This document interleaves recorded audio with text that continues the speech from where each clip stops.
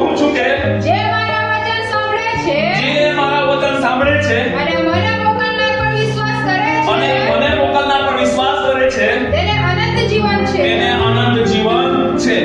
પ્રભુ ઈસુ મસીહ આ જગ્યા પર આપણને એમ કહે છે, હું તમને સાચું સાચું કહું છું કે જે મારા વચન સાંભળે છે અને મને મોકલનાર પર વિશ્વાસ કરે છે તેને અનંત જીવન છે. અનંત જીવનનો મતલબ એવું થાય છે કે કદી ના મરવું.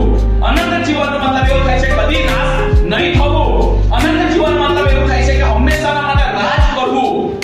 તમને ખબર છે સરકાર કેટલા વર્ષ રાજ કરે? 5 વર્ષ. નેતાઓ કેટલા વર્ષ રાજ કરે? 5 વર્ષ.